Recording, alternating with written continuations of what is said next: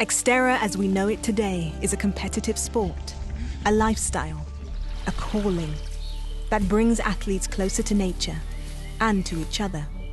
It calls on them to dig deep, to push hard, to discover and celebrate what they're capable of. It unites thousands of participants in races all across the globe.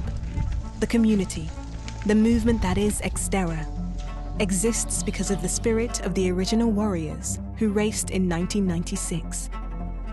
It was a great race. It was a very exciting format, and we really enjoyed watching it and talking about it. And most importantly was that the 123 athletes that started on the beach all finished. I can remember what Tinley said after he finished. He said that it brought him back to the roots of the sport. And I thought that was a great compliment for us, because it did say a lot for how we felt like family, that it was a relatively low-key, not too many rules kind of scenario, and they were very comfortable in it. So we had a blast.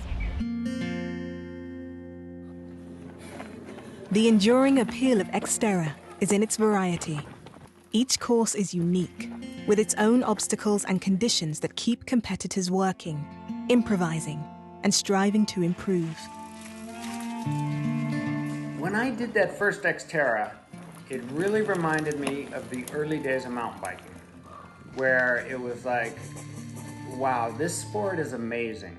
You know, this sport it's different, it's super challenging, you know, it's happening in beautiful places, and it's the kind of challenge that, you know, that people want to take on, something different, you know, than regular road triathlon or regular mountain biking. It's always interesting when you look back and see the progression of triathlon. It says a lot about our sport, how people love it. And I think that's one of the things, that you can swim, bike and run, but throw in some mountain biking. It sort of suits like a totally different athlete, but it also engages athletes that, you know, may go like, you know what, I like triathlon, but I really want to get challenged. And I think that's where XTERRA were brilliant in their marketing. This is a triathlon, but let's take it to the next level. Since the first XTERRA, the sport has been gaining traction. But not everyone who took part in the original race in 1996 knew then that it would gain such a passionate following. As far as XTERRAs or off-road triathlons in general becoming this global phenomenon, I mean, I certainly wanted it to become that, but I never dreamed it'd become something as huge as what XTERRA's blossomed it into. I mean, I just find it really incredible, and it's kind of brilliant that so many people have fallen in love with it. The energizing spirit of XTERRA inspires not just the participants themselves, but also their support crews, family, friends, local spectators, and organizers.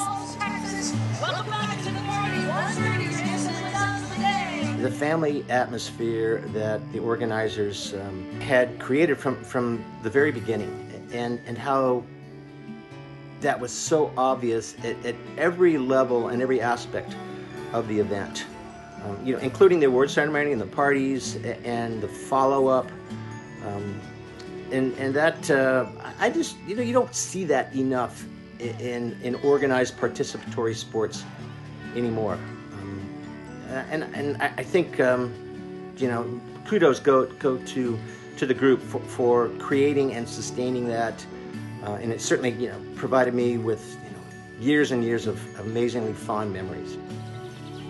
When COVID-19 has abated, the reunion of the XTERRA family will be especially sweet.